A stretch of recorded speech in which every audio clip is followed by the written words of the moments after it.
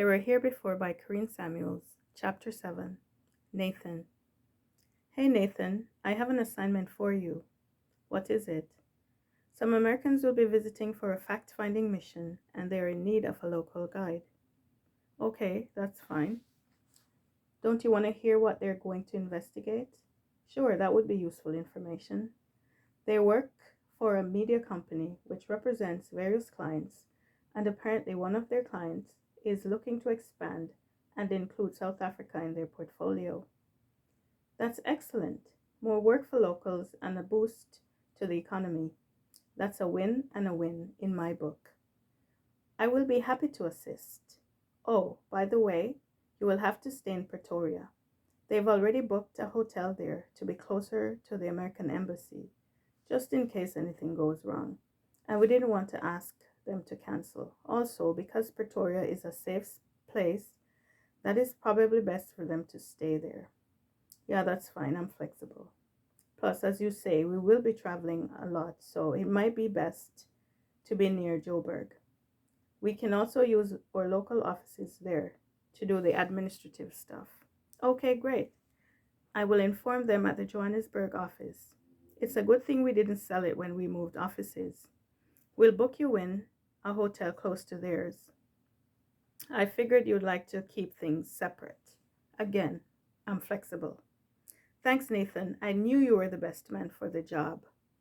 Nathan had this conversation with his immediate supervisor, and despite his outward show of optimism, found that he was a little annoyed that he had been selected for the special job of being a tour guide without his consent, because he is the best man for the job.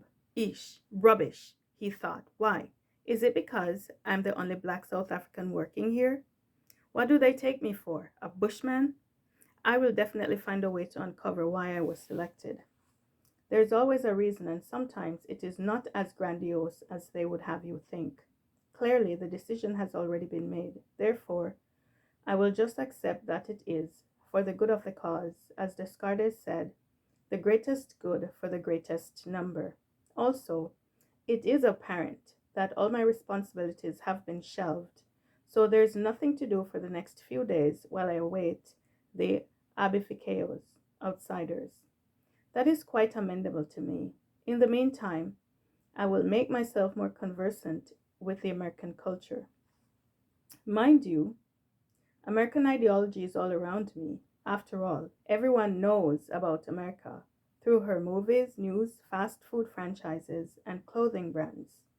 You know that you have attained some measure of success once you're able to buy American.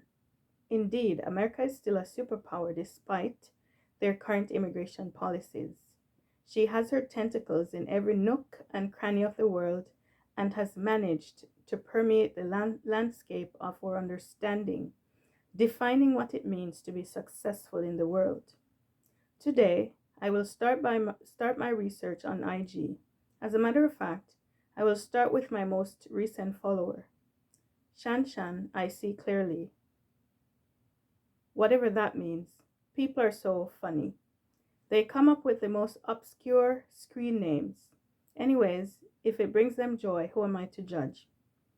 She seems she seems really, as the Americans say, cool. Oh yes, I will have to learn their many slangs as well. For that, I will most definitely need more than a few days to learn their many Isaladi idioms. They are a people who are dead set on changing the world one word, one vowel, one consonant, one phrase at a time. I will need to check the great Oracle Google before attending to Shanshan's profile to become abreast of American slangs. I have not been there in years, and they put out new slangs every day, much like music and movies. Shan seems big into nature. She would definitely enjoy South Africa with our naturally beautiful landscapes and scenery. Let's see. She has one pic of herself looking all zen, as they would say. She doesn't really say much, so I don't know what social issues she feels strongly about. I hate how some Americans choose to be so ugongazi, ignorant of the world's problems. It is as if they choose to live in a bubble, not a care in the world. Needless to say, the world looks to them to create solutions for most of the problems that they have helped to create. That being said, it must be nice to be so far removed from the maladies which plague the rest of humanity, primarily developing nations. Meanwhile, a luta continua in places where freedoms have been denied for so long and people are still in the process of carving out a niche for themselves and their families. I guess they see these as third world problems. Nevertheless, as annoyed as I am, there is something captivating about Miss Shanshan, although she seems to be hiding herself. But the more she seems far removed from the world is the more appealing she emerges. In contrast to people who put everything out there, butt, breasts, belly, meals, relationship issues, all their life on public display.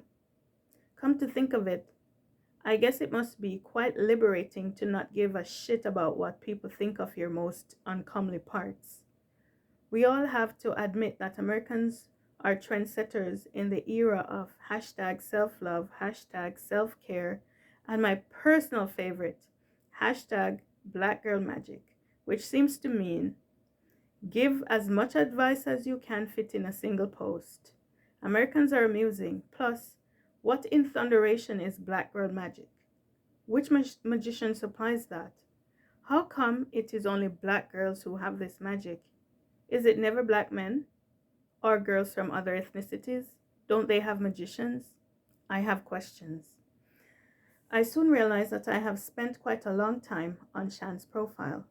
I quickly scan others that seem American, but somehow I always seem to be yanked back to her profile, looking at the solitary image of her, like a lonesome dove, with a mountain range at her back, eyes closed in silent meditation and her hands raised in gratitude. I wonder which state she's from. A Google search brings me to the Great Smoky Mountain Range.